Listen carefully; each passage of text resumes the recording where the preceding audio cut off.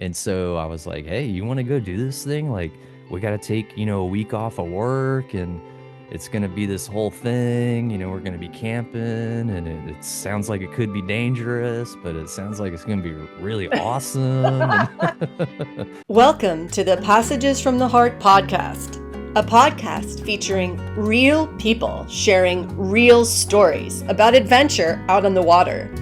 I'm your host, Shell Hart. Hey there, and welcome back to another episode of the Passages from the Heart podcast. I have got an absolutely rad show for you all today. My guest features sailor, machine restorer, and adventurer Brandon Fetterman of the popular YouTube sailing channel Restro Thunder Road. In our conversation, Brandon and I take a look back to how he fell in love with the water while growing up, and then ultimately discovered his passion for sailing. We also dig into how he set his sights on adventuring with small, trailerable sailboats, specifically Thunder Road, his 1964 O'Day Mariner. Brandon also shares an in-depth experience of participating in the Texas 200 Raid Messabout the past 4 years and how this summer in 2026, he'll be undertaking the event as a solo sailor for the very first time. And now, on to the show. Brandon, are you there? hey, Shell, can you hear me? I can hear you. Yes. Hey, Okay, I'm excellent, excellent, well, awesome. I am so super stoked to have you on the show, Brandon. I hope that you're feeling better. You sound great, so I'm assuming that you must be feeling lots better. Oh yeah, I feel fantastic. I'm first off, thank you so much for having me. I've too have been really looking forward to having this conversation with you. And yeah, we got the storm of the winter storm of the decade here, and then I got hit with a stomach bug of all things, and so under the weather for a few days. But Yeah, that's no, brutal. yeah, I'm out of it now, so I'm doing well. Yeah, we've been having it, like I said, go around up here too. And but I am Hmm. so glad that you're feeling better. And I'm just, like I said, so grateful and thankful that you were willing to take some of your time to come on to the show because I mean, first and foremost, I've heard you twice on Jerome Rand's Sailing into Oblivion podcast. And every time I've listened, in fact, I've listened to the both episodes multiple times just because I just so enjoy them. And there's so much incredible information in each. So Oh, that's I'm, awesome. like I said, to have you here with me, I just feel like super honored and thank you so much again. But I would love to, of course, obviously talk Texas 200 because that's sort of what I think I initially proposed that we cover Hmm. in the episode. But since you are well versed in the art of trailer sailing, and this is the first season, I mean, I've been sailing for decades, but I've Hmm. never been a trailer sailor. I just am really hoping that you would spend some of your time here today in the show sort of talking to people who may have an interest like I do to become a trailer sailor and some of the things we should be mindful of or that we need to watch out for, especially like, here's where I made a mistake and I don't want you to make that mistake. So make sure you do this. So I Right, want to right. talk about all of that stuff. But what I usually do when we start the show is I like to have the guest give us kind of a little bit of a background about how you became a sailor and like how into sailing in the first place. Okay. Yeah, we could do that. Oh, I guess it all started when I was like 2, 3 years old. Starting I guess my life on the water, if you call it that. My parents, I was born in Jacksonville, Florida, and my parents had an Invader ski boat. I think it was like a 1983 or something like that, with a like a 250 Suzuki, outboard on back. And they took us out there on the lake, almost every weekend. So ever since I was just a little kid, I don't even remember going out to Lake Jacksonville. But they took us out there, me and my brother. My brother, who was on the Texas 200 with me, he's 5 years older than I am. But Yeah. yeah, and then when I was 3, we moved to Kingsville, Texas, in South Texas. So my dad, I'm a Navy brat. So my dad was in the Navy for 20 years, and he retired. I believe he retired in Florida, and then we moved to Kingsville, and relocated for his work and everything. But yeah, we kept doing the whole lake camping thing. Our family was always real big on going camping on the weekends, going out to the lake. Uh, the lake that we would go to all the time is Lake Corpus Christi, also called Lake Mathis. But that's kind of the lake where I really, I guess you could say, cut my teeth in just oh, what would you say, being water competent, I guess.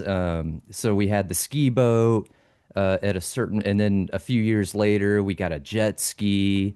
And that jet ski's actually in my backyard right now. I did a whole restoration on that jet ski. There's a whole story about that thing, but I'll Yeah, I digress from remember there. that. Yeah. Yeah. But yeah, That the sounds super jet ski. cool. And the thing about the jet ski, when we got that, I was 13. And so to be able to ride a jet ski in the state of Texas by yourself, you have to be the age of 16, I believe. And so my parents were like, "Oh, well, unfortunately, you're not going to be able to ride this thing." And then my dad was like, "Oh, well, you can take a boater safety course.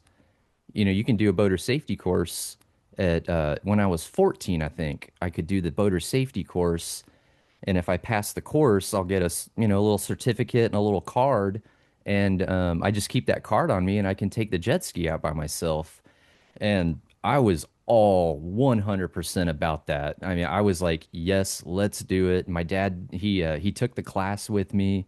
It was like a whole little weekend thing, and I mean, that was so. I'm 42 now, and I was 14 when I did that class, and I still to this day Wow. remember a lot of just things about that class that are still helpful to this day, and things that I apply and practice to just basic water safety. But yeah, I was able to finally, at age 14, go out and take the jet ski out by myself. When I turned 16 and I was starting to drive, and my dad let me take the jet ski, drive it to the lake by myself in my own truck. So that was kind of the first time I got into pulling a trailer. Was just a small jet ski trailer.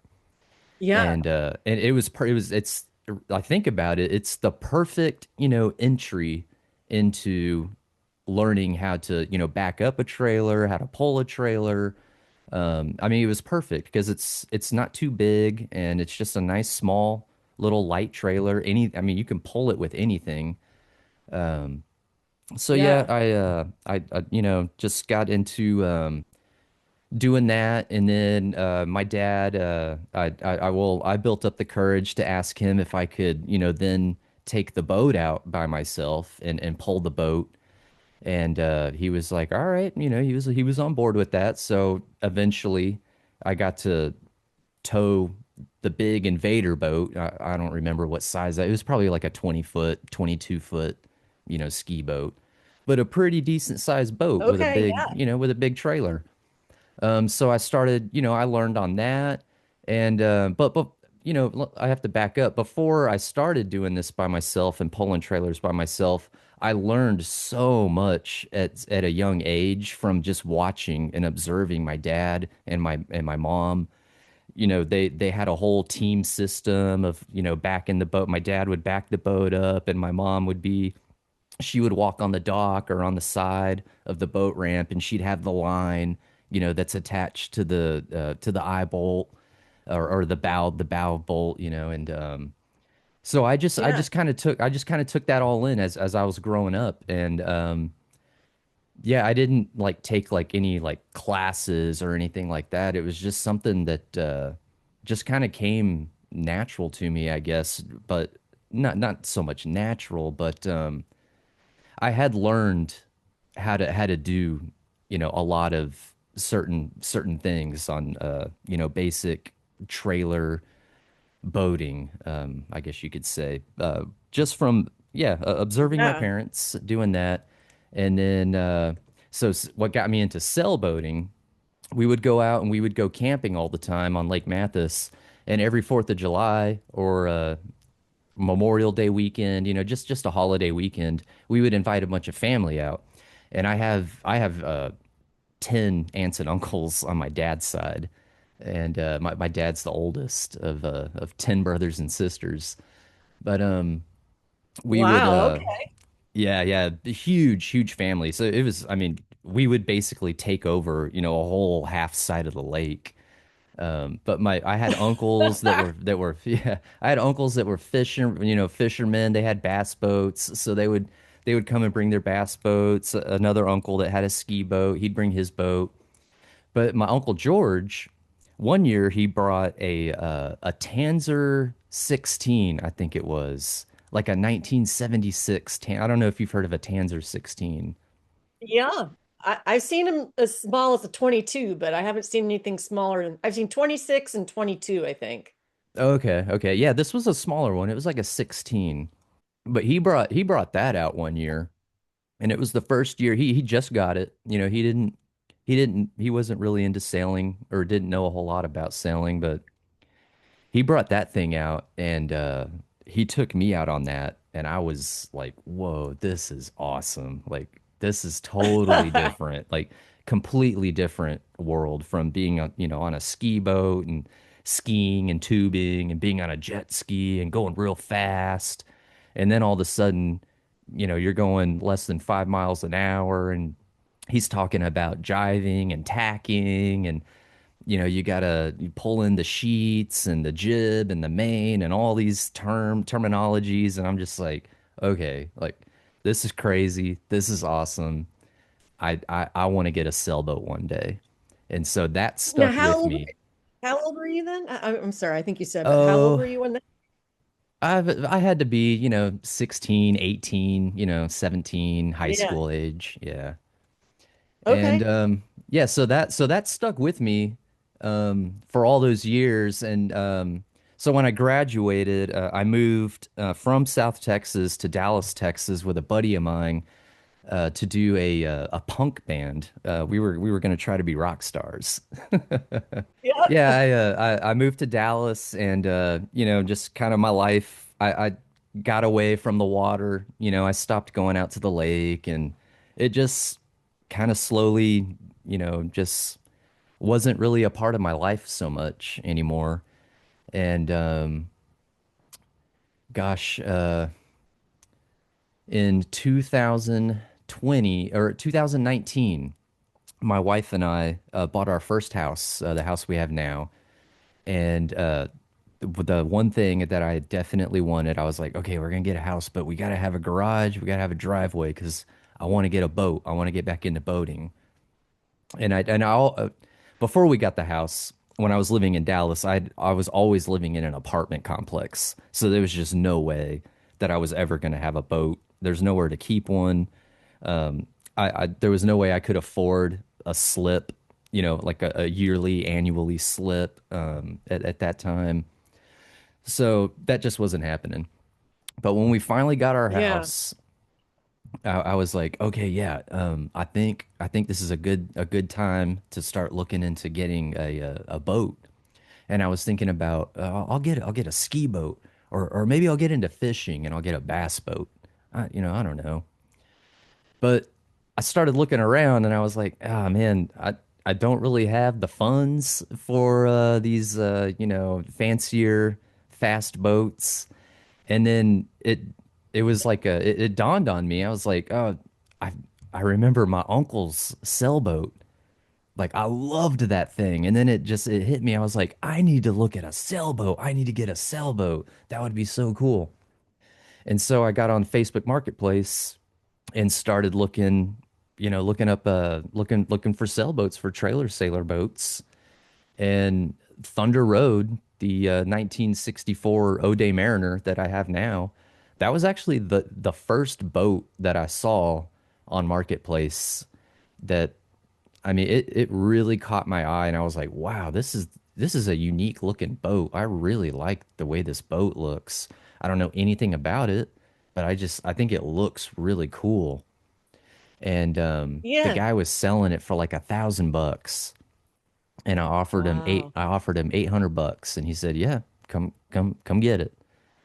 And so Wow. yeah, so the rest is history. And then I got the boat and did all the research on it, and learned so much about O'Day Mariners and what awesome boats they are. And really I lucked out getting such a stout boat like an O'Day Mariner.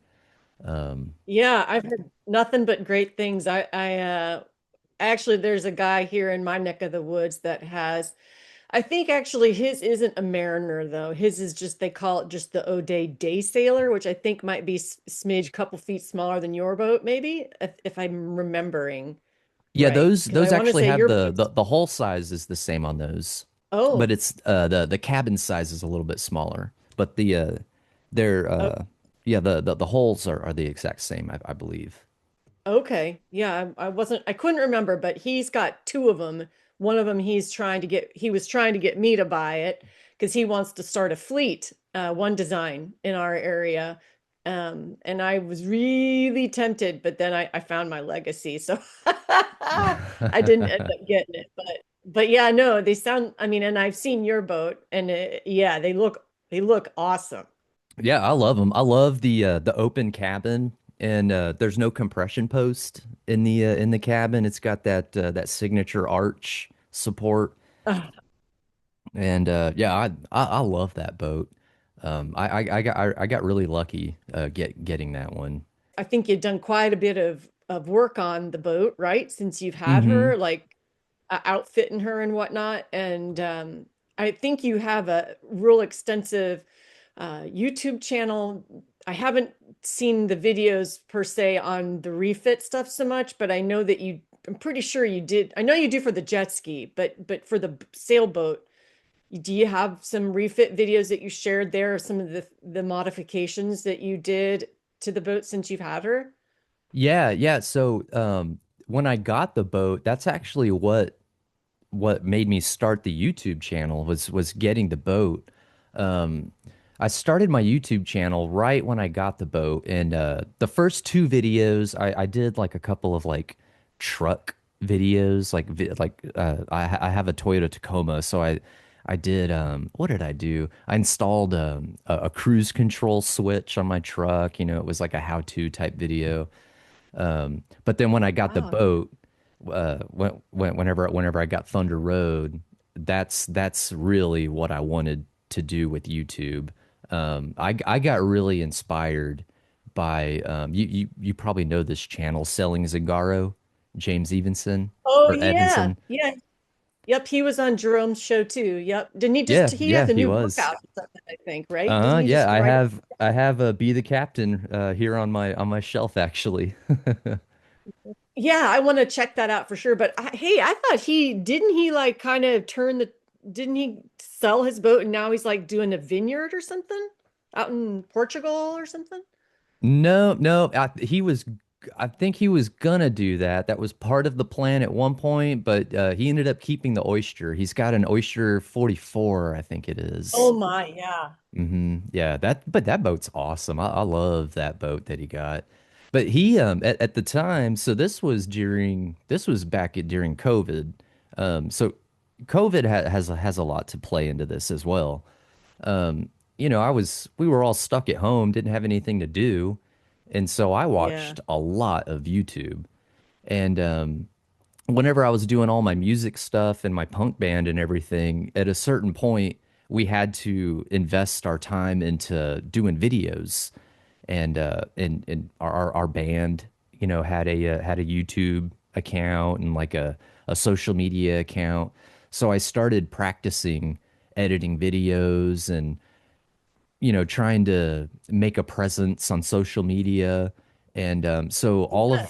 all of the stuff the video work that I did and editing that I did with our band back in the day, it really translated into what I'm doing.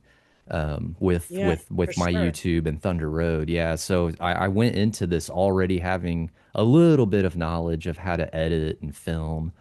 Um, Yeah. but I go back and watch those first videos that I did though now, and I'm like, whoa, those are awful. I know what you mean. Like my first sailing videos definitely yeah, I don't even think I had those up anymore because they're really they're pretty yeah. Yeah, Anyway, yeah. I interrupted you once again. I'm sorry. So yeah, Oh no, no, keep going that's though. totally cool. Um, where was I in the story? Let's see. Oh, COVID. So yeah, COVID, stuck at Yeah. home watching YouTube, and yeah, selling Zingaro. I guess the algorithm or whatever, like it just popped it up. Now that I think about it, hindsight, I was searching, researching sailboats a whole lot, and so YouTube probably it probably picked up on that and was spitting out a bunch of sailing videos at me. Be like, oh, this guy's looking at sailboats. Maybe he'll be into some sailing videos.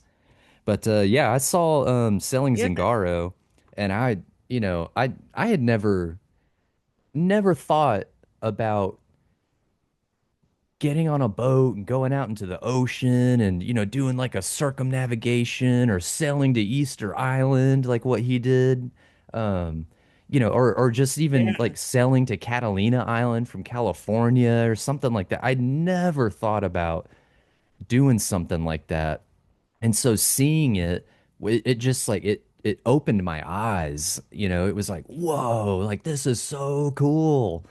I mean, James, Yeah. the Selling Sure. Zingar, his channel, like I got to give, props to him. His channel really did. It lit a fire under my butt. It really inspired me. I was like, okay, this is cool. And so I was trying to think, all right, I want to do something like this. I want to do a YouTube that's based on sailing, but obviously I'm in North Texas, so I'm not near any oceans. I only have a couple of lakes, close by that I can go to. So I wasn't really sure exactly what was going to happen with my channel. But when I started watching James, at that time he was refitting his oyster.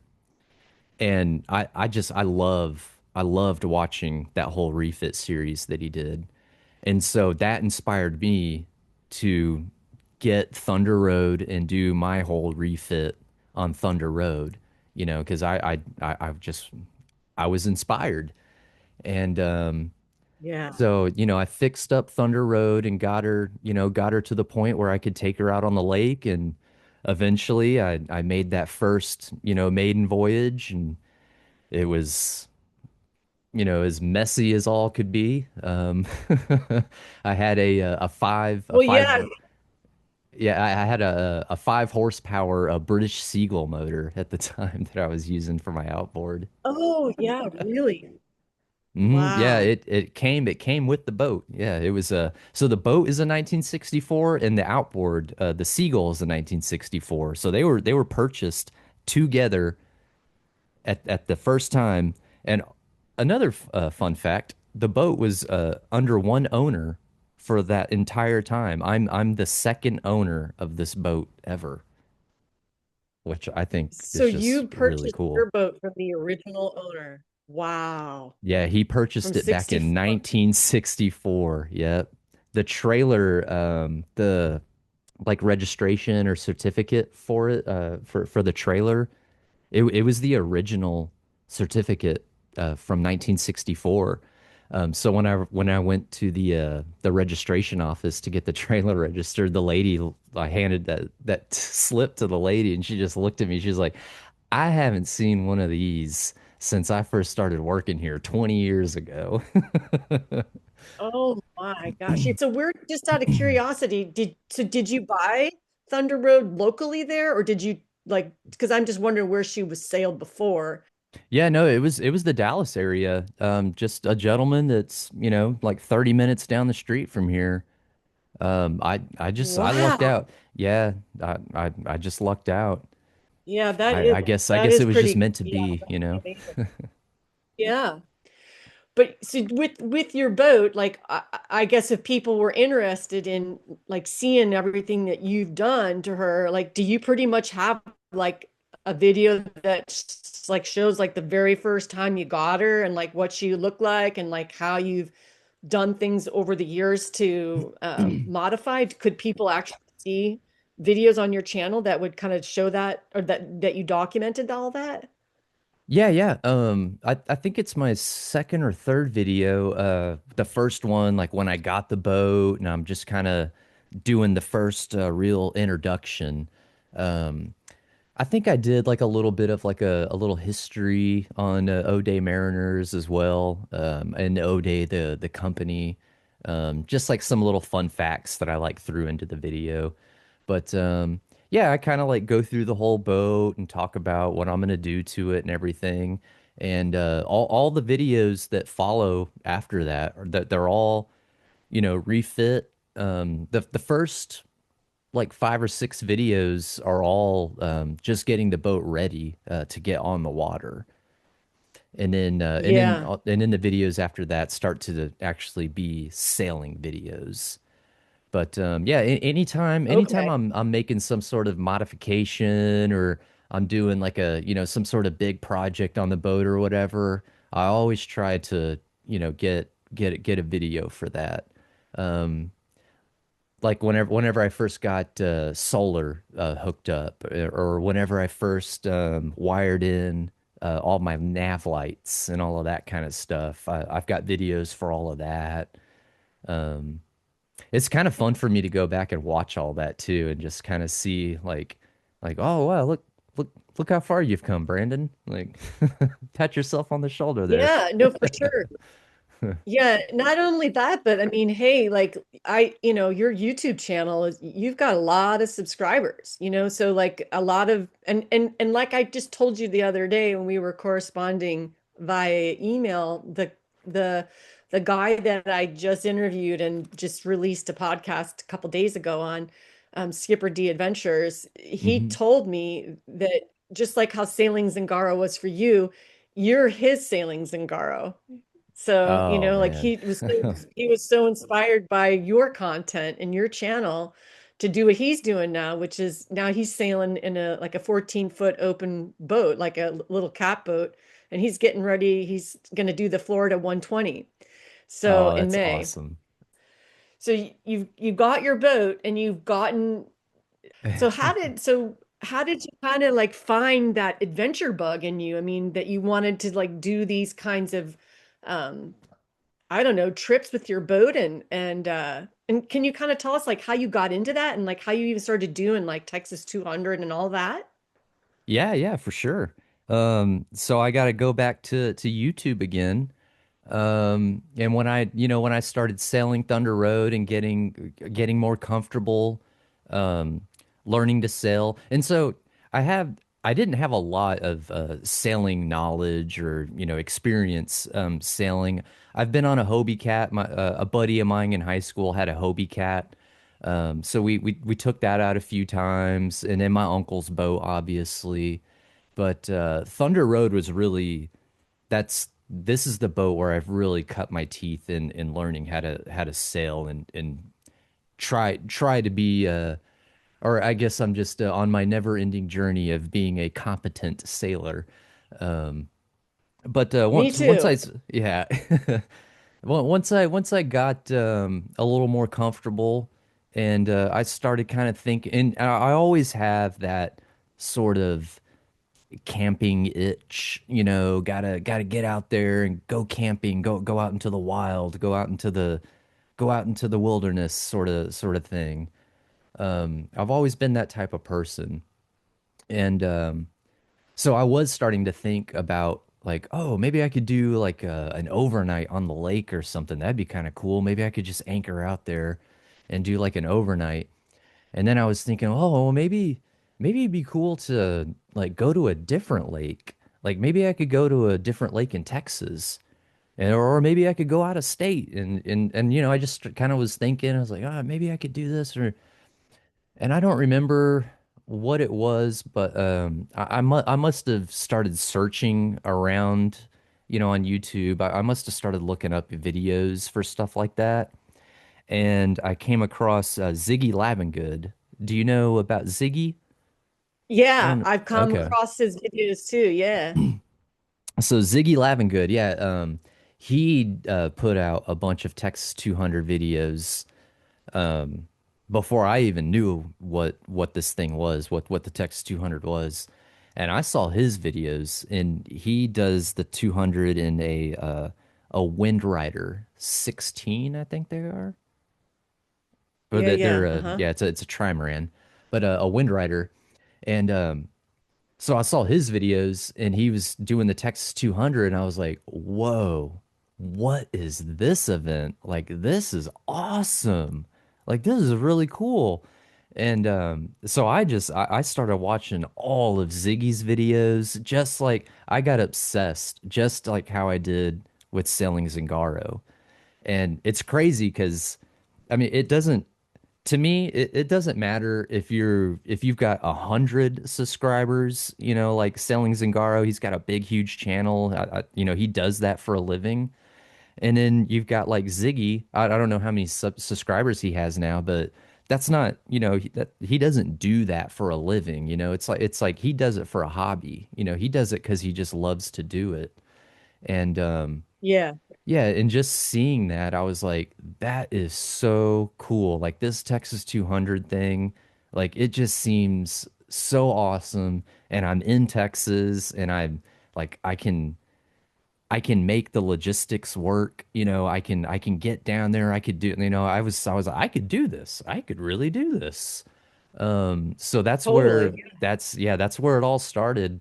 Seeing Ziggy's videos and watching his videos over and over, a bunch of times. I was gonna say 100 times, but I don't know. But yeah, just watching his videos and learning, taking notes, mental notes on the do's and don'ts, and I was really wanting to do it, and my I asked my brother if I there was no way I was gonna do it by myself. That's one thing that was kind of an issue. And so my brother, who also grew up boating, just like I did, who I trust Yeah. with my life, the perfect crew member as far as I'm concerned, to have my own brother with me. And so I was like, hey, you want to go do this thing? Like, we got to take, a week off of work and it's going to be this whole thing. We're going to be camping and it sounds like it could be dangerous, but it sounds like it's going to be really awesome. And Yeah. and he was like, Wow. yeah, yeah. I mean, he grew up just like I did. He's all into the camping, it's outdoors and things like that too. So, yeah, he agreed to do it with me, and so um, let's see, I've done four now. So this year will be my fifth one. So, well, yeah, the first one was in 2021, and Uh-huh. oh man, I don't know, it just accomplishing So you that first one was crazy.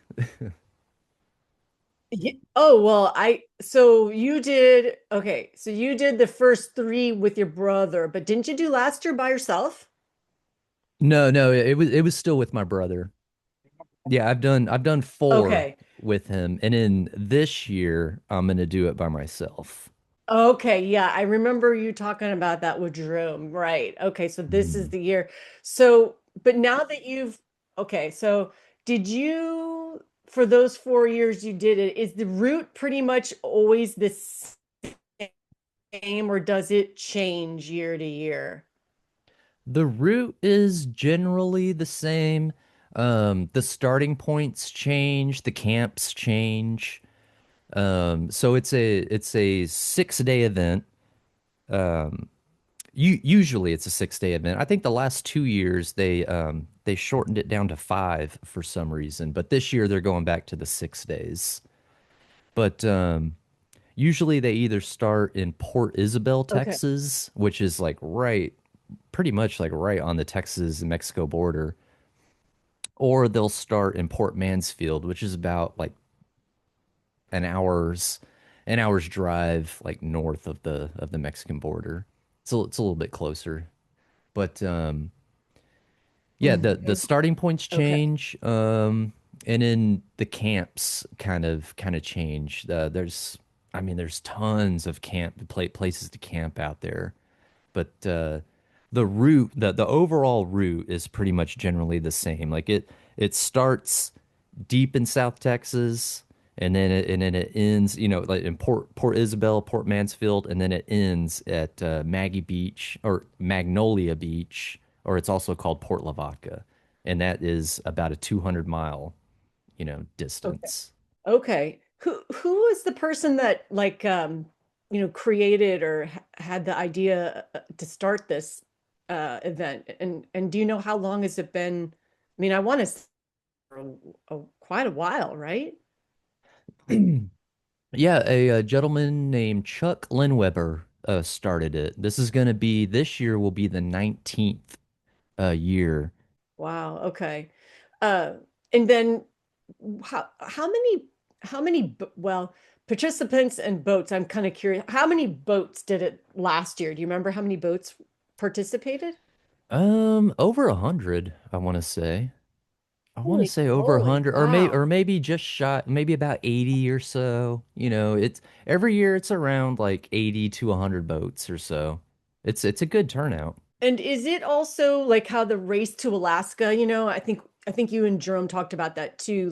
So is it either wind power, human power, but or do because people aren't using power like engine power boats to do the whole thing. I mean, you can have an auxiliary engine, right? Like you do on your boat, Hmm. but like but like people aren't doing it like in a skiff or runabout, are they, or are they? I can't, I didn't know if it was supposed to be wind powered boats or like human powered boats. I mean, there's really no rules to it. You know, it's not a race. We refer to it as a mess about, you know, a raid or whatever. Um, Oh, right. yeah. Yeah. Yeah, it's funny. I would say like, well, you need a sailboat, but not really, because last year this gentleman, my buddy Doug, he did the whole 200 in a John boat with I think like a 15 horsepower outboard, and so he just did the whole thing in a John boat and had, you know, a bunch of gas tanks in there with them, and he would set up a tent on I shore see. every Okay. night at camp. Um, yeah, and I mean he did that just for, you know, just to do something different because the year prior to that, he was in like a little tiny sunfish boat called Shark Bait, and he didn't have an outboard motor or anything. I Cute. think that guy was crazy to be out there in a little sunfish, but um, He did yeah, the you got. I Texas mean, 200 in a sunfish. yeah, yeah, a little tiny boat. I mean, crazy. I mean, we got guys that are out there in 14-foot boats, you know, 14 feet long, probably no more than like 3 or 4 feet wide across, one sail, you know, one mast, and no motor, no outboard whatsoever. And just they have you know, they've got all their Wow. supplies and everything with them, and then they beach and they camp every night at you know, they have to set up their tents and everything because they can't sleep on board. They have to go on shore and set up a tent, um, sleep in a tent every Yeah. night, and then do that. They do the whole 200 miles with no motor and only wind power. And that to me, doing the 200, to me, that is the so I like to do analogies with like martial arts. I grew up like doing a lot of martial arts, so I always like compare things to martial arts. But to me, doing the Texas 200 in a vessel without the use of an outboard motor is like the ultimate. Like you've earned your black belt at that point. That is like the ultimate. Right. Yeah. Um, you know, but like Yeah. what I'm doing, you know, I've got Thunder Road, 19-foot, you know, boat with a cabin that I can sleep in, so I don't have to pitch a tent every night. I just crawl into the boat, just go to sleep.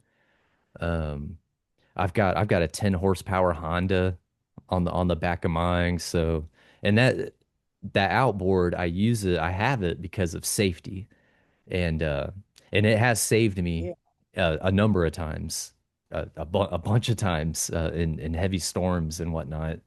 Um, so I'm yeah, it's you don't have to everybody just kind of does it the way they want to do it. There's vessels that and people do them in what are they called? McGregors that are kind of like sailing boats and can be converted into like ski boats, I guess. So, you know, you've got a couple McGregors out Oh there. yeah, like the yep, I know what you're talking Hmm. about. Hmm. Like Yeah, Catalinas, you know, you'll see a few like Catalina 22s out there. Um yeah, and then you've got like the homemade, you know, plywood boat that just some dude like made in his garage, and he's like, yeah, dude, I built this that's thing. I think that would just be like the ultimate thing to be able to build a I mean, people build huge boats too, right? Like, but I mean, Yeah. even just to build like a 19-foot or 12-foot like scamp, because I mean, I don't know, it just amazes me. Uh, I guess so. One of the things I was wanting to ask you too about the Texas 200. So, because it is, 200 miles, right? So Hmm. people, how are people, you're trailering your boats down there, or are some people actually motoring or sailing down there to start, and then people are driving the trailers back up to, I mean, how logistically has that been to, make that all come together for you when you did that? Like, how did you and your brother, when you did y'all, I'm assuming you trailered down there, right? And or how did you do Hmm. that? And then get the Yeah, trailer yeah. back? Yeah, so my brother lives he lives in Austin, Texas.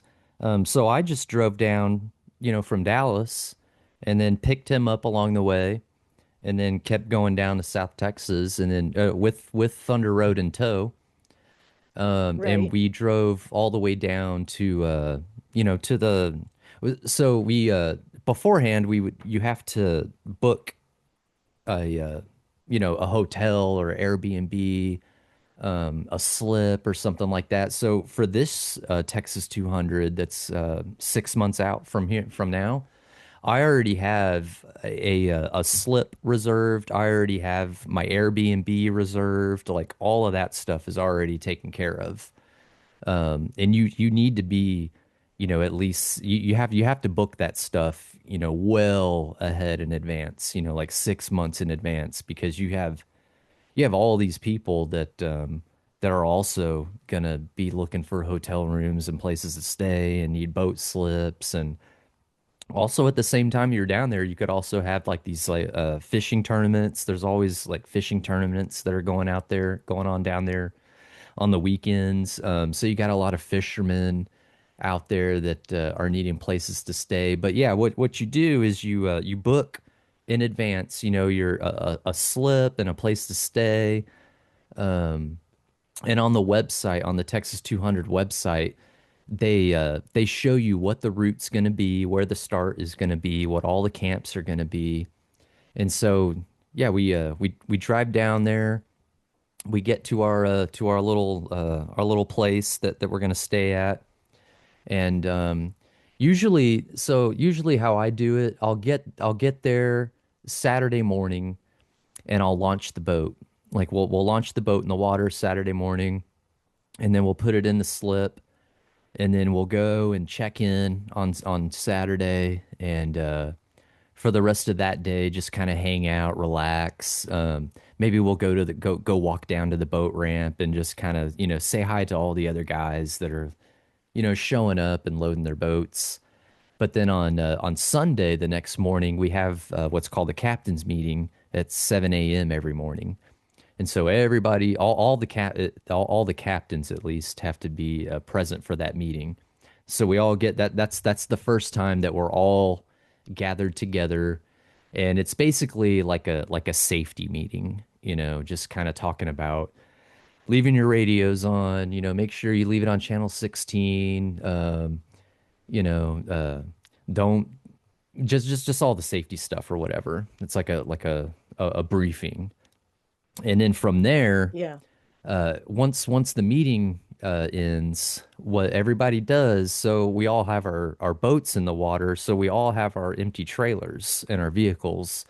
So what we do then is we drive to the finish line. So we it's about a 3.5 hour drive to Magnolia Beach, and the club always rearranges a place for us to park, like a big field or something that's on the beach. So we can all Okay. park our vehicles in like a big field, and then they charter a bus. They always charter two buses, like big air conditioned, buses. So Sweet. we all jump on the bus, and then there's a fee for that. I think it's like $65 you have to pay on the website for the bus ticket. But yeah, we all jump on the bus, and you gotta make sure you get to the spot at the right time because the buses usually leave like around 1, 2 o'clock in the afternoon. So if you're not there by 1, 2 o'clock in the afternoon, the buses are gonna leave without you. But Oh yeah, no. yeah. So the buses, so we all drop off the cars, the trailers, and then the buses take us back to the starting point. So then we get back to wherever we're staying, get back to your boat. A lot of folks will actually not do a hotel or Airbnb. They'll just get a slip and they'll just stay on their boat, you know. You can do Yeah. that. That's an option. But then yeah, so then that's Sunday going, doing all the traveling and everything. And then Monday morning is the start of the 200. So Monday morning you leave your hotel or whatever and jump on your boat and shove off and hope for the best. Yeah. Yeah. So one of the things I'm curious about too is the I don't really know. I mean, I know with the eastern seaboard of our country, there's what they call the Gulf Stream, right? So I'm curious, um, you can get into trouble crossing that if you have opposing wind, right? That they always say that's a bad combination because you're going to have short period waves with huge like steep waves as well. So when you guys are coastal sailing north along the Texas coastline there in the Gulf, hmm is there kind of like forgive me for my ignorance, but I don't know the waters in that area. Is there like a current there that you guys, I mean, there's got to be tides and currents you guys got to deal with when you're sailing or however you're getting up to your destinations or the different spots along the way, right? Yeah, well, I will say that I don't know that much about those waters either. But no, there are tides. Yeah, there are tides. I don't know what the times are at all, but yeah, there are tides that come up and down.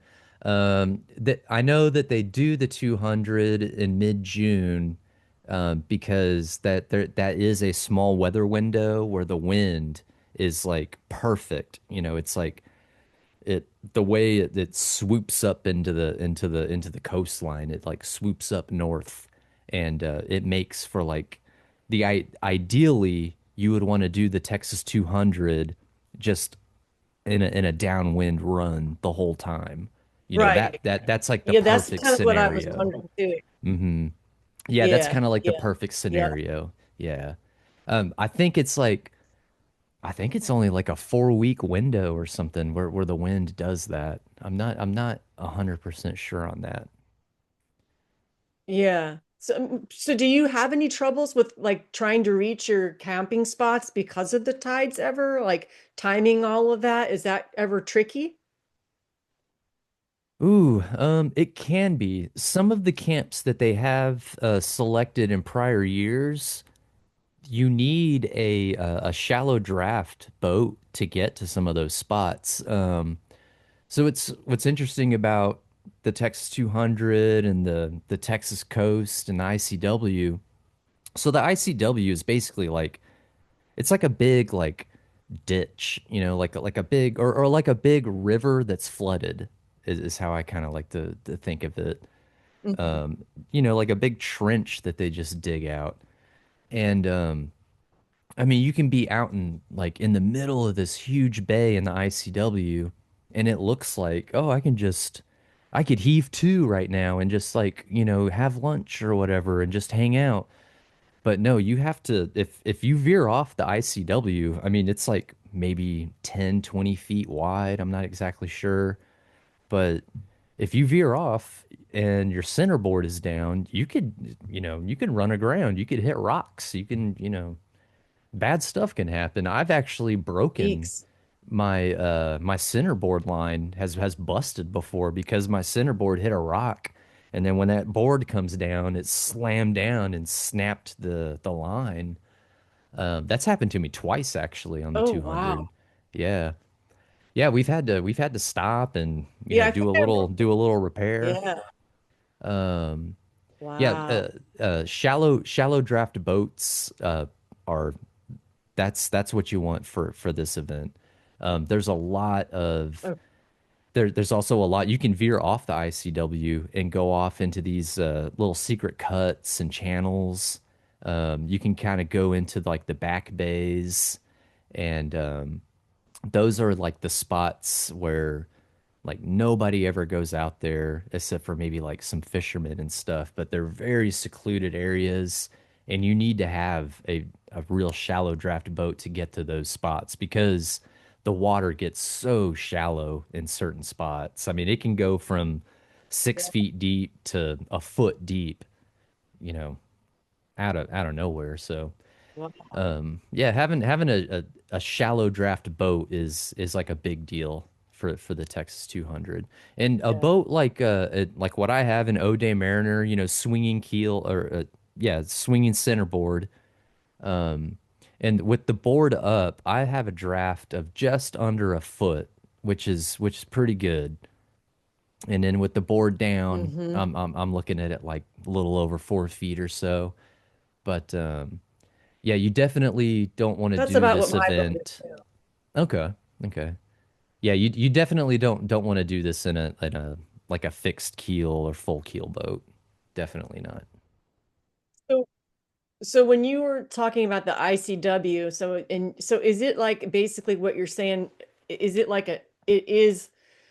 it's like they dredge it, in other words? Is that what it is? It's like something that they dredge, so there's like Mm-hmm. a channel for deeper draft vessels to get in and Mm-hmm. out of these different ports and stuff. Yeah, okay. That's Yeah, interesting. yeah. It's Because it's like it's when I main. seen I some think I think it's mostly used for shipping. I think it's a main shipping channel. right. Yeah. Yeah.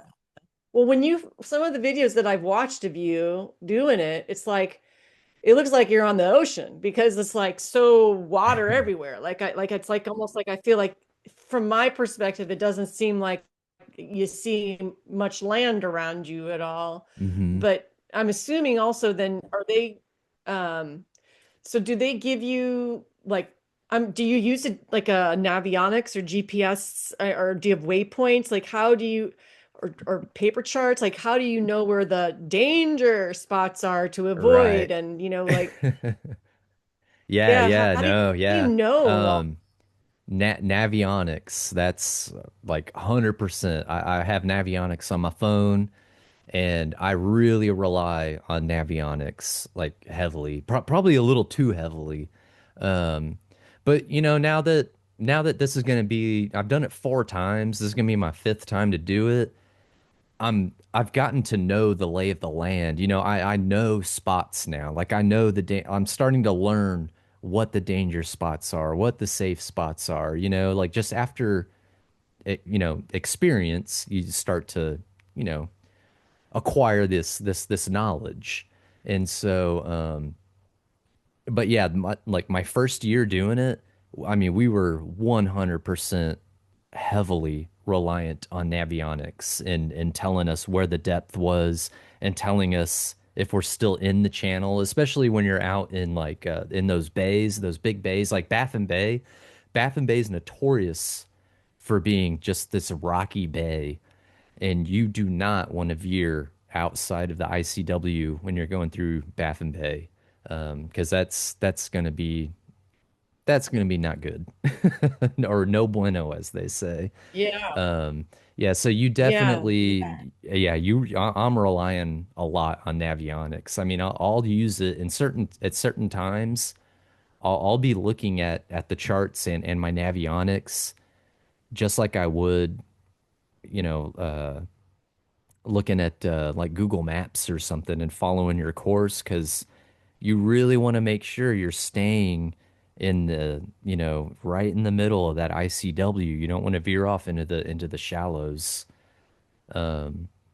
So yeah, having something like that is real crucial, and I highly recommend Navionics. I've been using Navionics for 4 years on the Texas 200, and I've never had any issues with it, with like connectivity or just functionality. Um, the one, or actually, Yeah. yeah, that wasn't even an issue. Yeah, no, but yeah, I highly recommend Navionics. But yeah, I rely on that pretty heavily.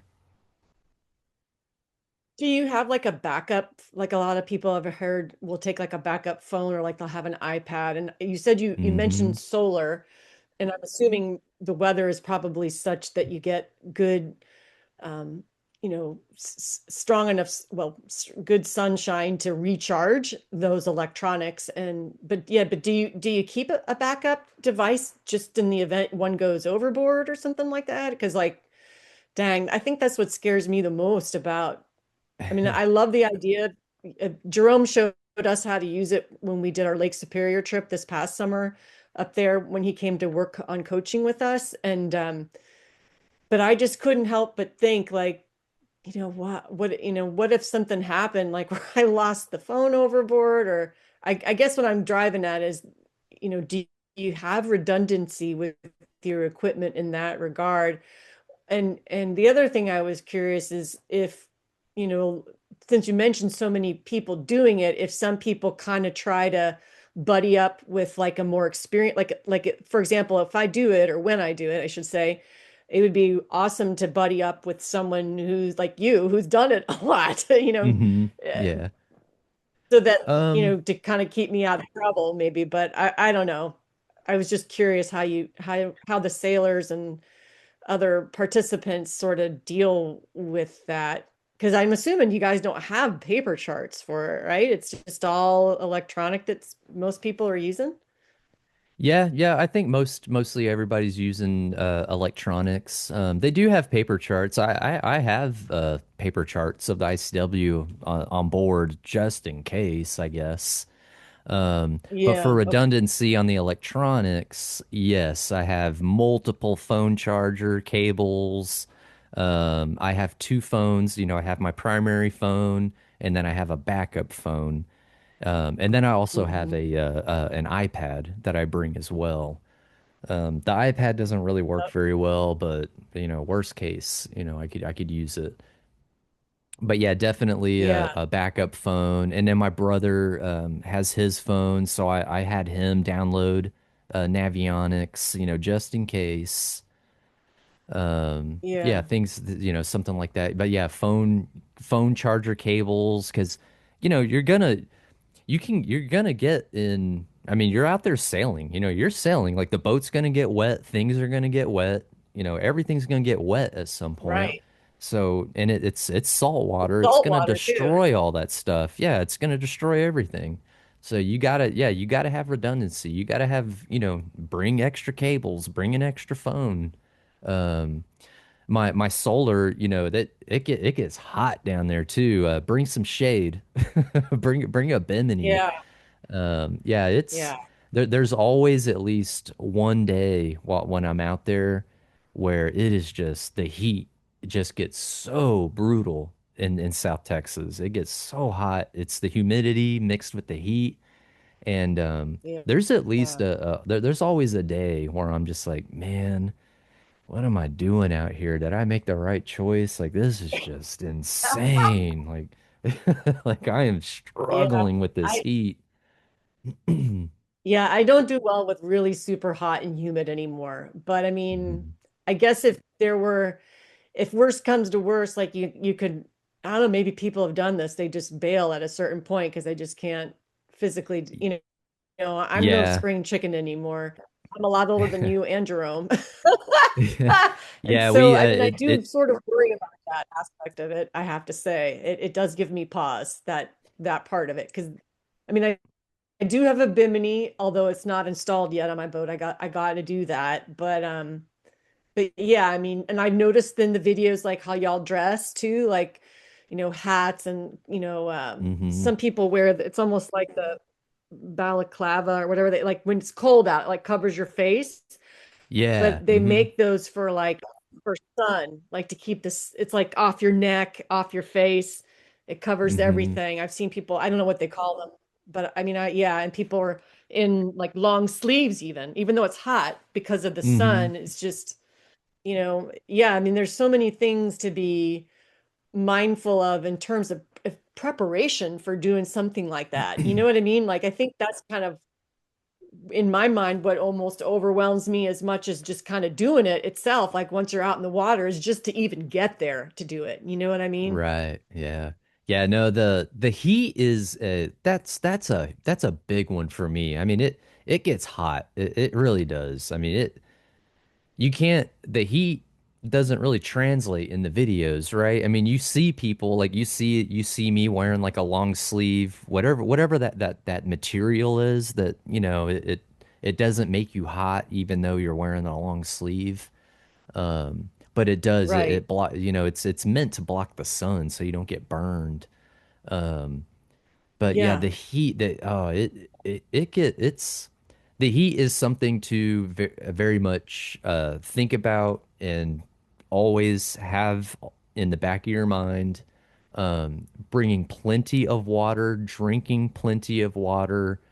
I mean, there's been a few times where I've kind of like we're out there sailing and the heat is just like it's just so brutal, and I think I'm drinking enough water, and I just kind of realize, like you kind of you can feel it. You can feel it, the heat exhaustion starting to kick in.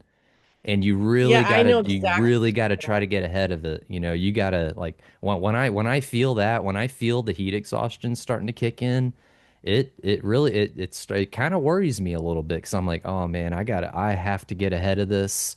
You know, how can I get ahead of this? One thing that I'll do, I bring an ice chest and I'll have like just a little like a little Yeti, not like one of the big ones, but like a little one. And I'll just keep it with just full of ice.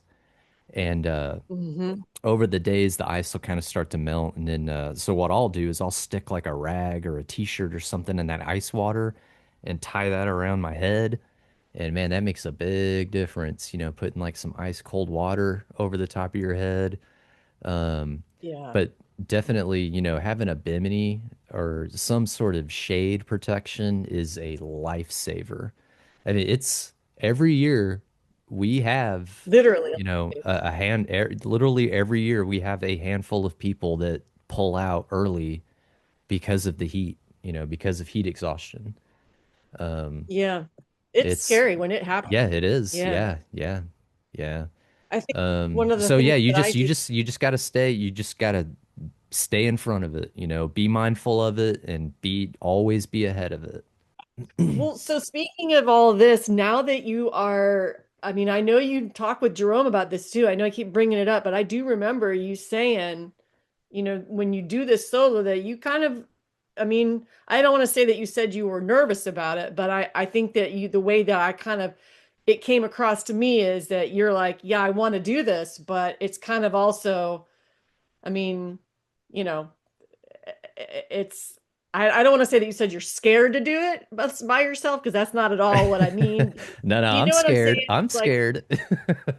like to do it, you've done it 4 times with your brother or having crew, but now that Mhm. you do it you're going to do it on your own. Like, if you're the only, if you're you're it, there's a lot Mhm. more.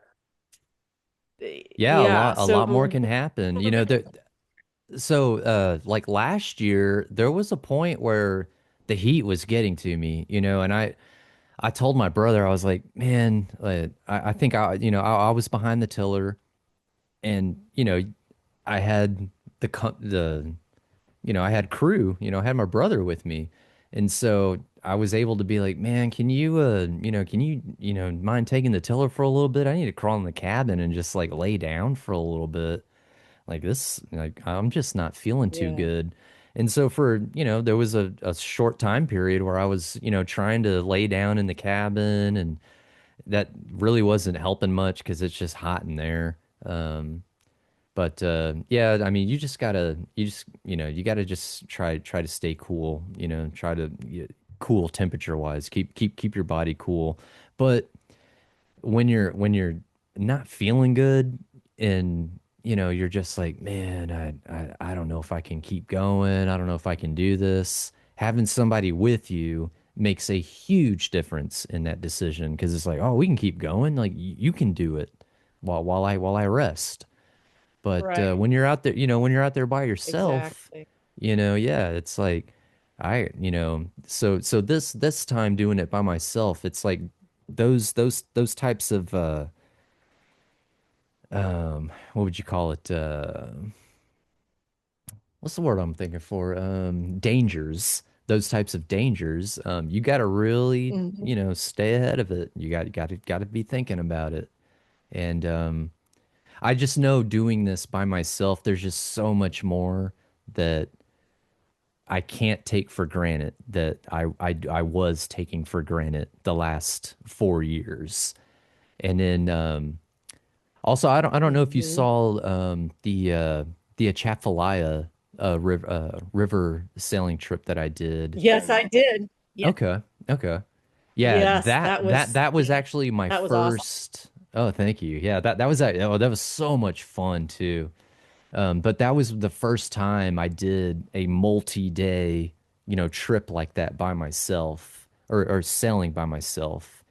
So that was kind of a Yeah. little test run for me, I guess. So for you, like how are you going into this year knowing that you're doing it solo? Is there anything different that you're going to do that you hadn't done in years past in excuse me, in preparing for the Texas 200? Uh, yeah. So I would say, just in the initial like shoving off, like every day when you leave camp, um, having somebody with you, we'll just wake up, we'll make some coffee or whatever, and then just kind of shove off and not really think about what am I going to do for lunch? I haven't even had breakfast yet. Like, what am I going to do? Because when you're on the boat with somebody, somebody's going to be on the tiller driving. The other person can fix their lunch, fix their breakfast. They don't have to be paying attention to anything. They can do whatever they need to do. So things to kind of for me to think about before shoving off is, do I have lunch ready? Because I can't leave the tiller. You can't heave to. You can't. Right. Yeah. So it's like, planning. Meal prep, I guess you'd call it. But also, knowing how to fix an outboard motor. Knowing how to fix anything that breaks on your boat. I mean, you need to know that stuff. You need to Yeah. realize that a shroud could snap and break. What are you gonna do? You could have a sail, rip or whatever, or your lines could snap, or anything. You just have to think about that stuff. I guess just you can't. I don't think you could ever be 100% prepared for everything, but Yeah. yeah, you just want to try to, do your best. Just, really try to think about, when I really need to rely on my outboard motor, whenever I need it to fire up, I want it to fire up. So what do I need Yeah. to do to make sure that that's going to happen? So before I even start my drive out there, I'll take my outboard and I'll take the carburetor apart. I'll clean the carburetor up. I clean the fuel lines up, the whole fuel system. I clean that all up. I change the oil. I make sure my outboard is top notch, ready to go, before I get out Yeah. there. because the outboard motors, to me, that's like one of the most important like safety things that I could have on board. But yeah, that even something as simple as like applying sunscreen, before you leave. Like, oh, I need to apply sunscreen now, so that way I'm not having to do it while I'm underway. Um, Yeah. Yeah. make sure I have like my water container filled up for the day. Because throughout the day, you're having to drink a lot of water, and you got to drink your water out of a cup or something. You got to pour the water into something, but trying to do all of that while you're steering the boat and staying in this, little narrow ICW, it can Yeah. become difficult to do that stuff by yourself. You got to think about, like, what if I have to go to the bathroom, and I'm Yeah. out in the middle So, of the bay underway, and I really yeah. gotta go. You Yeah. gotta have a bucket or something with you nearby so that you can do Yeah. something. So you Yeah, don't you have just one of the tiller pilot things then that you could use, or do you have one of those? I have a, what's it called, like a tiller tamer, where Uh-huh. it Yeah. just fixes it in place. So it'll I have keep one it of those going too. in the same direction for, I guess, a few seconds. It gives me enough time to kind of step away for a few seconds. Well, depending on conditions, really. I mean, the conditions kind of Right. play everything, but yeah, I have that, and that's really helpful. But as far as like an autopilot or something like that, like Yeah, no that's what I'm. way. Yeah. Yeah. Yeah, Yeah. no way, because that there's no way that autopilot's going to be able to keep you right in the ICW, in my opinion. Yeah. I was wondering if that would be the case, just because it sounds like it's a pretty I don't know, well, not restricted, but confining. Like you said, it was like what? How much?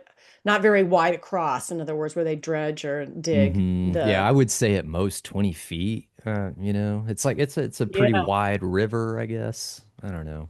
Yeah. Wow. Wow. Well, the one other thing that I was curious about is it. I don't know how to pronounce it. The trip that you said was your first solo how did you say that again? Uh, Apicalo. I'm not going to even try. The I actually have to Louisiana trip. stop and think how I, to say it. Yeah, Atchafalaya. but that the one where you had the incident where you had to rescue a boat whose engine, it was during a storm, Hmm. and you had to go rescue somebody whose engine wasn't working or something. Was that the trip that you did that all on, or was that a Texas too? I seemed it was like a big light. Oh, wait, or was that the one where you got struck by lightning? There was one of those too, I remember, right? Yeah, the Texas Had some 200 was the serious lightning adventures. strike. Yeah. Okay, yeah. Yeah, the Texas Gosh, 200 was the yeah. lightning strike, and then Atchafalaya was the rescue mission. Yeah. And Oh, wow, it yeah. was I think it was just an issue of not of a dirty, really a dirty fuel system, a dirty carburetor, Uh-huh. that led them to the problems that they were having. But yeah, they were on a boat, that boat's Grobeck. Very cool story behind that boat. That gentleman, Buddy Simons, he built that whole boat in his garage with his Yeah. hands. Really cool Yeah. boat. But yeah, they were having outboard troubles, and getting pushed up, dangerously close to getting pushed up, running up running aground and doing damage to the boat. And luckily, I got there just in the nick of time, and I was able to throw a line out to him and help give him a tow back to our safe spot, our safe spot. But yeah, Yeah. that was nuts. That was a crazy experience. The Yeah, waves. I was gonna. Jerome described them. I was trying to describe them when I was telling Jerome about them, but he said he was like, "Oh, I call those triangle waves." And I was like, Yeah, "Yes, yeah, yes." I was like, "Yes." The yeah. waves, they were like it was such confused seas. They were making those like triangle waves, and I was taking these huge waves over the front of the bow, and and I wasn't sailing, And this, obviously. I was motoring through the whole thing, but oh yeah, it was yeah. nuts. It Well, was you're by nuts. yourself dealing with this, right? You were Mm-hmm. solo. Yeah, Yeah, yeah, I was wow. by myself, yeah. Oh my But gosh, yeah. that experience, it gave me that much more confidence in the boat too, though. Like it Yeah, really made me realize, like, man, this is a good boat. Like I have a really stout, strong boat, and yeah. that's what I want. I want to be on a stout, strong boat for something like this. I think that that's a huge thing for a boater or sailor or otherwise type of boater is to have that confidence in your vessel, and that Hmm. only I think comes from experience and going through some pretty crazy stuff. Um, I think if you've been through that and you come out the other side and you can live to tell about it, sort of thing, that actually, I think, contributes a whole lot to building that confidence. You can also go into it like, like with a boat like Jerome's, the West Sail, it's like, everybody knows that they're built like tanks. So all Hmm. you got to do is, and the same, I think, what I would say is true for your boat too. Like I hear nothing but all sorts of great things about how capable those boats are. So I think certain kinds of boats had reputations of being, just really, I don't know, reliable kinds of vessels, if you will. But at the same Hmm. time, I think, yeah, I mean, if you can come out from some experience, even if it's by the skin of your teeth or whatever, it's like if you come out of that, that's definitely got to count for something and filling up the piggy bank full of confidence. You know what I mean? Like Oh in yeah, your for boat sure, and in for yourself. sure. But at any rate, well, so one last question before we get into like the socials and contacts and all that good stuff is I'm just curious, like, do you have any before you set out to do the Texas 200 this season, or even just for this sailing season, do you have any sort of projects that you're going to do on the boat before you start sailing again? Not a whole lot. I just added a new Bimini top. I don't know if you saw that video. I think I posted that video at maybe like a week or two ago. But I gotta check that out. yeah, I just put so my brother and I built a Bimini out of PVC pipes because I was trying to do it, on a budget. It was PVC pipes and like a tent top that I made it out of, and it worked. It worked, but when the winds pick up and everything, it started blowing all over the place, and you had to hang on to the frame, and it just became this big mess. So this year. I forked over some extra money and got like an actual like aluminum frame Bimini top that I had to like cut it down and make it fit so that way it fits under the boom and within the main sheet in between the main sheet and the back stay, like I got to make it fit within that whole area. But I got that, and then I just got a one of those like flimsy solar panels that I can put on top of the Bimini, because the solar panel that I've been using is like one of those like big like hard ones, and then I've got like a Yeah. big it's I've got it bolted to like a or mounted to like a big pole that I drilled in like a big bracket on the transom. It's this Wow. big Yeah. hole. Yeah, it's this big hole, like bulky, like setup that I've been using. But this year, I'm just gonna have the that little flimsy like panel that or they flex, I guess you could The say. flexible one. Yeah, the Yep. Uh-huh. flexible ones. Yeah, and I'm just gonna have that like zip tied to the top of the Bimini. One more question. Though, how do Yeah, you yeah. have your camera or plural? How many cameras or camera? How do you have them all set up to get that footage that you do on your videos? Yeah, I use a GoPro 9. My first 200, I used it's one of like the first generation GoPros. You know, they don't even have stabilization like built into them. So I upgraded to a GoPro 9, which is kind of dated, but it's still, I mean, it shoots in 4K.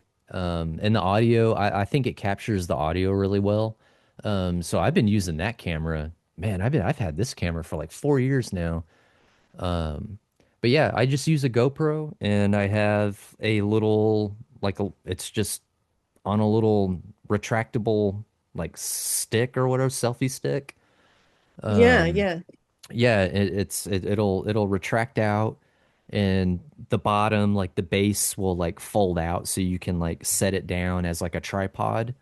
Um, Mm-hmm. you can do that, and then so whenever if you see like shots from like coming from behind the boat, or where you can like see like the whole boat in front of you, I just have a Yeah. where I was mounting my solar panel on that pole, the little selfie stick that I have the GoPro attached to, it fits. It would slide right down into the pole.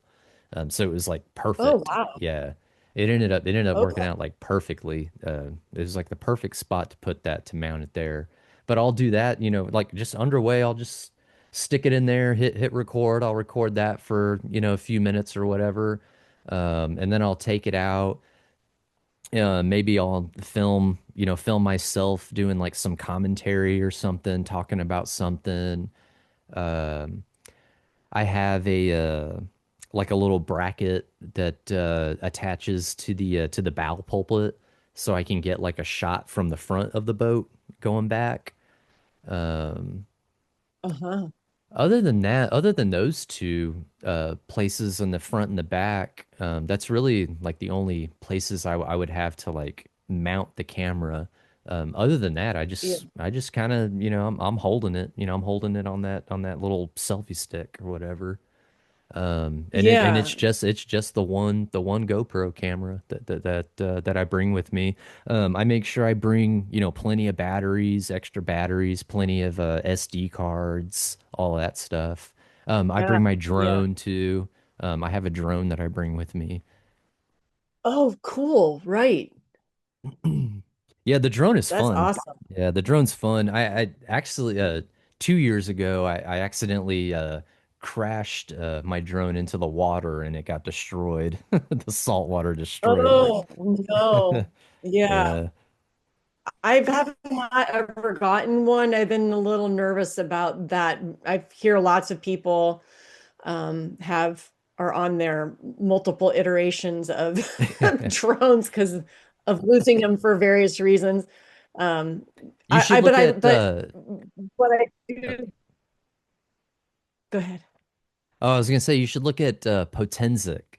That's the new I was using a DJI drone, like a mini DJI, and that's the one I crashed and Uh-huh. broke. So I got a Potenzic Atom is what it's called. It's like the Okay. DJI, but it's a lot cheaper in price. But from my experience, the video quality is pretty much just as good as the DJI. So I would recommend the Potenzic Yeah. Atom if you're looking for like a more budget friendly drone that will still capture good video. Well, hey, I feel like I could have a whole nother laundry list of questions to ask you because Yeah, right. you well, I'm so inspired with your YouTube channel is that you have such a good mix of technical but adventure also. Like it's kind of like, you know what I mean? It's like the whole sort of it's like the whole thing. Like it's that Okay. what boating is all about sort of thing. So I really appreciate and that's where I get a lot of inspiration because I do like the do-it-yourself types of stuff, but also watching you like sort of implement everything that you do and put that all into action on going on some adventure like the Texas 200, say for example. So yeah, your channel is absolutely amazing, and it's It's just absolutely amazing that I can have you here on my little podcast, and I am so, so grateful, Brandon. I wish you could see how like big my smile is right now because it's really great, like I said, to be able to connect with you. But before we sign off, I want to give you an opportunity if there isn't something that we didn't cover that you wanted to cover, and also if you could let listeners know like about how to follow you and your socials and all that good stuff. Yeah, man, I really appreciate all the praise about my channel and everything. You know, I don't know if I have a well, I don't really have an end goal, I guess, for the YouTube. I just kind of as things come up, if I find them interesting, then I'll film it and I'll put it in my put it in my channel. If it's something that I feel is relevant to the channel, I'll film it and put it in there. And then just kind of I don't know. Just put it out there into the ether, and then just kind of see what happens, right? And I think it's Yeah. just so cool and awesome that since I started this YouTube channel, all of the people that I get to meet, all the sailors, getting to talk with you, and getting to finally meet you, um, it's awesome. I never Oh, thought thanks. that I never expected starting a YouTube channel, a sailing channel, to I guess to be so rewarding and satisfying, and I've made a lot of new cool friends along the way doing this. So I'm gonna keep doing it, and yeah, it's fun for me, and I'm really looking forward to doing this next 200 and putting out the video for it and everything. I'm trying to. I've already got like kind of some I guess production and editing ideas that I have in mind, just to kind that I want to try in this next video to kind of spice up the video a little bit, make it maybe a little more interesting, a little more exciting. But yeah, Cool. it's a lot of fun. It is. And I think you hit right on with the whole community part of it and meeting people. That's one reason why I love doing this podcast is because it helped me to connect with so many others as well and have the opportunity to just develop these relationships that for me, um, I don't know, it just makes it, all the more sort of meaningful and special in my life to have that community aspect. So Mhm. yeah, I'm super stoked on that. Yeah, yeah, and man, if you want to, maybe a month before the 200, like if you want to, we can jump on another podcast and talk about the Yeah. preparations a little bit more. I'd be down for that. I feel like we barely kind of, got to touch on it really. Yeah, there Um, is, that's what I mean. There's so much. Yeah. That would yeah, be there's amazing. so I'd love to much. do that. Yeah. Yeah, that'd be If you have awesome. time for that, yeah, let's definitely do it. I mean, Jerome might beat me to it with you, but if for some reason, I like I said, I would love to definitely delve into all of that because I even was going to ask you, well, you mentioned the Bimini installation because that's something I need to do. So I think you said you have a video on that too. So I'm going to have to look to see, kind of learn how you did that because I've never drilled on my boat ever. And I'm nervous. Everybody always jokes about Sam Holmes videos because like, and how he used to drill holes in his boat all the time. Yeah, But I'm yeah. just like the opposite. I'm like petrified to do that. I don't have a lot of confidence with that. But you know what? um, there is something to be said about learn by doing and talking with people like you who've done these projects that can, perhaps give some guidance and recommendations so that I don't mess things up too bad badly. But yeah, my boat arrived with the bimini in a box and the frame in a box and or the canvas and the frame in a box and Mhm. yep. time for another project. Yeah, for sure. Right Well, on. so okay, so the YouTube channel. Can you tell people what your YouTube channel is called, and if do you usually just only kind of do the social thing with that, or do you do the whole? I mean, I'm not on Instagram. I mean, I am sort of on Instagram, but not really. I don't do any of the others really. Do you do like Facebook or there's so many that I don't even know the names of, but like TikTok and some others out there. What all, where can people find you? Yeah, I know, right? There's like a million places to go do all that stuff. Yeah. Not YouTube. That's the main one. You know, that's the Restro Thunder Road on YouTube. I do Instagram. I've been slacking a little bit on the Instagram. I don't get much traction on Instagram as I do on YouTube. So, but yeah, I've got an Instagram, Restro Thunder Road. I also have a Facebook that's kind of linked to my Instagram, but the Facebook I believe is SV Thunder Road. Um, and yeah, I would say, yeah, if you just want to get a hold of me, you know, hit me up on YouTube. Shoot me an email, restrothunderroad@gmail.com. You know, feel free to, if you just want to say hi or whatever, just shoot me a message, leave me a comment on a video. I always, you know, I read all the comments. I try to, you know, heart it or leave a little reply whenever I can. So yeah, just stop on Yeah, by that's cool. any one of those places. Just come say hi. Come check it out. Yeah. Awesome. Yeah. Well, I again just want to send my deepest thanks to you, Brandon. This has been so amazing to have you here with me to talk trailer sailing and Texas 200 and all sorts of fun stuff, boating in general. I mean, I'm it's been such a treat. So I want to again thank you. No, yeah, thank you so much. Yeah, thanks for having me. I had a great time, and it was you know really nice to meet you, and I hope we can do this again. This was a lot of fun. I really Yeah, enjoy doing these things. yeah, I had a lot of fun too. Thank you so much. And hey, have a great night. And we'll look forward to getting you back on the show next time around. All right, sounds good, Shell. If you are enjoying my podcasts, please consider following and or subscribing to my show. Your support truly means the world to me, as well as inspires me to keep bringing you stories from others out there with a passion for getting out on the water. Until next time, fair winds.